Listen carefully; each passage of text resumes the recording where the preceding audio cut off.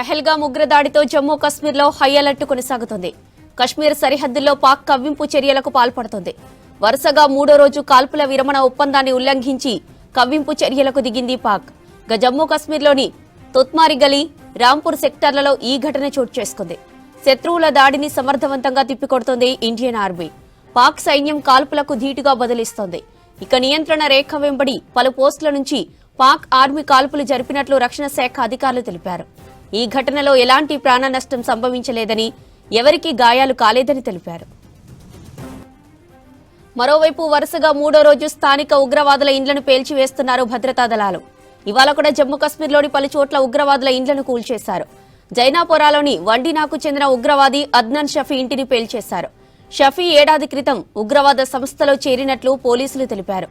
అటు బందిపోరాలోని నాజ్ కాలనీలో ఉగ్రవాదులతో సంబంధాలున్న ఓ ఇంటిని ధ్వంసం చేశారు. ఇక పహల్గామ్ దాడి ఘటన తర్వాత పారామిలిటరీ సైన్యానికి ఇచ్చిన సెలవులను సైతం రద్దు చేశారు అధికారులు. ఇప్పటికే సెలవుల్లో ఉన్నవారు వెంటనే తిరిగి రావాలని ఆదేశాలు జారీ చేశారు. జమ్మూ కశ్మీర్ సరిహద్దుల్లో భారీగా సైన్యాన్ని మోహరించారు. ఇక జమ్మూ కశ్మీర్లో ఉద్రిక్తతలపై మరిన్ని డీటెయిల్స్ మదార్ లైవ్ లో అందిస్తారు. Madar, good morning. డీటెయిల్స్ ఏంటి? వెరీ గుడ్ మార్నింగ్ జ్యోతి. జమ్మూ కాశ్మీర్ లో హై అలర్ట్ కొనసాగుతూనే ఉంది. ఘటన 22వ తారీఖున పహల్గామ్ ఉగ్రదాడి జరిగిన తర్వాత నుంచి కూడా ఓవైపు ఉగ్రదాడిలో పాల్గొన్నటువంటి ఉగ్రవాదుల కోసం వేట అనేది కూడా కొనసాగుతూనే, మరోవైపు ఇతర ప్రాంతాల్లో కూడా కూంబింగ్ కావచ్చు, సెర్చ్ ఆపరేషన్స్ అనేది కూడా భారీగా ఇండియన్ ఆర్మీ చేపట్టింది. మరోవైపు ఎల్ఓసి వెంబడి పాకిస్తాన్ సంబంధించిన రేంజర్స్ కవ్వింపు చర్యలకు పాల్పడుతున్నారు. భారత్ సైన్యానికి సంబంధించినటువంటి పోస్టులే లక్ష్యంగా చేసుకుని కాల్పనలకు తెగబడుతుండటంతో, సీజ్ ఫైర్ వైలేషన్ కు పాల్పడుతుండటంతో వారికి ధీటైనటువంటి సమాధానం ఇస్తుంది ఇండియన్ ఆర్మీ. మరోవైపు సెక్యూరిటీ వైపు, ముఖ్యంగా బార్డర్ మొత్తంగా కూడా సెక్యూరిటీకి సంబంధించినటువంటి ఫోర్సెస్ డిప్లాయ్మెంట్ అనేది కూడా కొనసాగుతూ ఉంది. చాలా సీరియస్ గా ఈసారి కేంద్ర ప్రభుత్వం ఉంది. దానికి సంబంధించి ఆర్మీ జనరల్ కూడా అక్కడ వెళ్లి, శ్రీనగర్ వెళ్లి ప్రస్తుతం జమ్మూ కాశ్మీర్ లో సెక్యూరిటీ వైజ్ గా తీసుకుంటున్నటువంటి చర్యలు కావచ్చు, పహల్గామ్ ఉగ్రదాడి తర్వాత చేపట్టాల్సినటువంటి చర్యలపైన కావచ్చు, ఇంటెలిజెన్స్ రిపోర్ట్స్, వీటన్నింటికి సంబంధించినటువంటి అంశాలపైన రోజువారీగా రివ్యూలు చేస్తూ ఉన్నారు. సెక్యూరిటీకి సంబంధించినటువంటి డిప్లాయ్మెంట్స్ పైన పూర్తి స్థాయిలో ఫోకస్డ్ గా ప్రస్తుతానికైతే ఉంది. ఇక ఎవరైతే ఆర్మీకి సంబంధించినటువంటి ఆఫీసర్స్ కావచ్చు, లేకపోతే సోల్జర్స్ సెలవుల్లో ఉంటారో వారందరినీ కూడా సెలవులు రద్దు చేసుకుని సైన్యంలో డ్యూటీలో చేరాల్సిందిగా ఆదేశాలు ఇప్పటికే పంపించారు.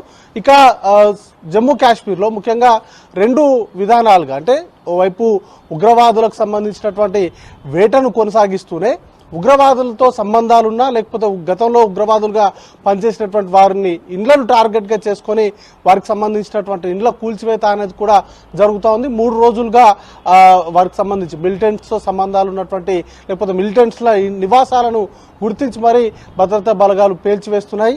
నిన్న సుమారు 7 ఉగ్రవాదులకు సంబంధించినటువంటి ఇండ్లను ధ్వంసం చేస్తే, ఈ రోజు ఉదయం నుంచి ఆల్మోస్ట్ ఒక 2 ఇండ్లను కూల్చివేశారు. షఫీ అనేటువంటి ఉగ్రవాదితో పాటు ఫరూక్ అహ్మద్ అనేటువంటి ఉగ్రవాదికి సంబంధించినటువంటి ఇండ్లను కూడా కూల్చివేశారు. 2 మెసేజ్లు అయితే చాలా స్ట్రాంగ్ గా ఇస్తున్నారు. ఒకవైపు ఉగ్రవాదులకు సంబంధించినటువంటి వేటను ఎంతైతే సీరియస్ గా తీసుకున్నారో, ఉగ్రవాదులకు సహకరిస్తున్నటువంటి వాళ్ళకు కావచ్చు, లేకపోతే గతంలో ఉగ్రవాదులుగా పనిచేసినటువంటి వాళ్ళ ఇండ్లను కూల్చివేస్తూ ఒక స్ట్రాంగ్ మెసేజ్ అయితే సెక్యూరిటీకి సంబంధించినటువంటి ఫోర్సెస్ ఇస్తున్నారు. భవిష్యత్తులో ఎవరు కూడా ఉగ్రవాదులకు సహకరించొద్దు అనేటువంటి దాంతో ఈ ఇండ్లకు సంబంధించినటువంటి కూల్చివేత కార్యక్రమాన్ని అనేది కూడా చేపట్టారు. వీటికి సంబంధించినటువంటి సీరియస్ గా ఈ అంశాలపైన ఫోకస్ అనేది కూడా చేశారు. ఇక మరోవైపు చాలా కీ ఇష్యూస్ అయితే నడుస్తూ ఉన్నాయి. ఇటు అరేబియన్ సముద్రంలో కీలకంగా ఇండియాకి సంబంధించి నేవీకి సంబంధించిన వార్షిప్స్ ని కూడా డిప్లాయ్మెంట్ చేశారు. వార్షిప్స్ యాంటీ డ్రోన్స్ సంబంధించినటువంటి మిసైల్స్ ను కూడా టెస్టింగ్ అనేది కూడా చేస్తా ఉన్నారు. మొత్తంగా అయితే ఒక హై అలర్ట్నెస్ అయితే కొనసాగుతూ ఉంది. మరోవైపు ఎన్ఐఏకి సంబంధించి కీలకంగా ఈ పహల్గామ్ ఉగ్రదాడికి సంబంధించినటువంటి కేసును కూడా వాళ్ళు టేకప్ చేస్తున్నారు. దానికి సంబంధించినటువంటి ఎంటైర్ విచారణ అంతా కూడా ఇకపై ఎన్ఐఏ చేపట్టబోతోంది.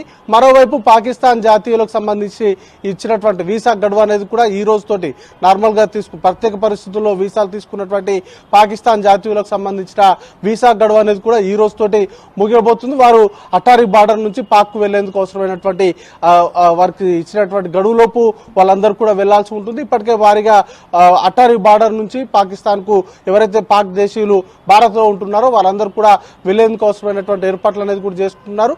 ఇక మెడికల్ వీసాల మీద వచ్చినటువంటి వారికి మాత్రం 29వ తారీఖు వరకు గడువు ఉంది. ఆ రోజులోపు మాత్రం వాళ్ళందరూ కూడా దేశం విడిచిపెట్టి వెళ్లాల్సి ఉంటుంది. ఇప్పటికే పాకిస్తాన్ జాతీయులకు సంబంధించి ఆయా రాష్ట్రాల్లో ఎంతమంది ఉంటున్నారు, వారు ఎప్పుడు వచ్చారు, ఎప్పుడు వెళ్ళబోతున్నారు అనే దానిపైన ఈ వీసా గడువు లోపే వాళ్ళందరినీ కూడా పంపించాలంటూ కూడా కేంద్ర హోంశాఖ ఇప్పటికే అన్ని రాష్ట్రాలకు కూడా స్ట్రిక్ట్ గా ఆదేశాలు ఇచ్చింది. దానికి సంబంధించినటువంటి ఇంప్లిమెంటేషన్ కూడా చాలా వేగంగానే జరుగుతూ ఉంది. అన్ని రాష్ట్రాల ముఖ్యమంత్రులతోటి కేంద్ర హోంశాఖ మంత్రి ఇప్పటికే ఒకసారి మాట్లాడారు.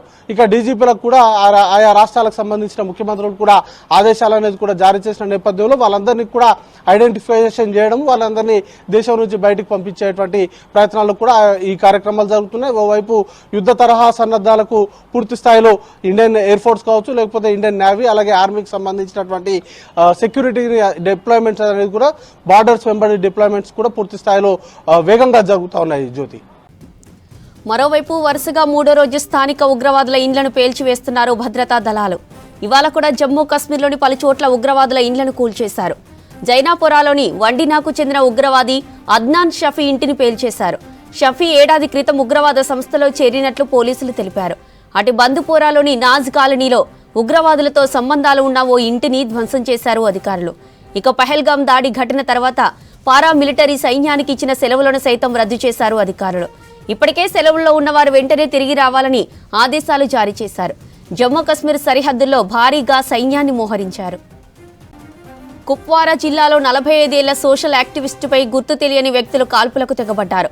ఘటనలో గులాం రసూల్ మాగ్రే గాయపడ్డారు. అతడిని స్థానిక ఆసుపత్రికి తరలించారు. సామాజిక కార్యకర్తపై కాల్పులు జరిపింది ఉగ్రవాదులుగా అనుమానిస్తున్నారు పోలీసులు. కాల్పుల ఘటనపై దర్యాప్తు చేపట్టారు.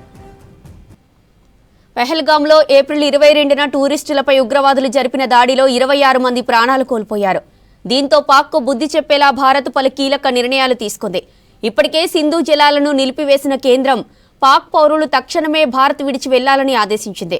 దీంతో వందలాది మంది ఇప్పటివరకే అటారీ వాఘా బార్డర్ ద్వారా తమ దేశానికి వెళ్లిపోతున్నారు పాకిస్తానీయులు. భారత్ నిర్ణయాలతో పాకిస్తాన్ ప్రధాని సహా ఆ దేశ రాజకీయ నాయకులు పలువురు రెచ్చగొట్టే వ్యాఖ్యలు చేస్తున్నారు. ఇరు దేశాల మధ్య ఉద్రిక్తతలతో పాక్ ప్రధాని స్పందించారు. తటస్థ విచారణకు సిద్ధమన్నారు షెహబాజ్ షరీఫ్. భారత్ ఎలాంటి విచారణ చేయకుండా తమపై అసత్య ఆరోపణలు చేస్తోందన్నారు షెహబాజ్. అటు మాజీ మంత్రి బిలావల్ భుట్టో సైతం విష ప్రచారం చేశారు. సింధు నదిలో నీరు పారకపోతే నెత్తురు పారుతుందని రెచ్చగొట్టే వ్యాఖ్యలు చేశాడు.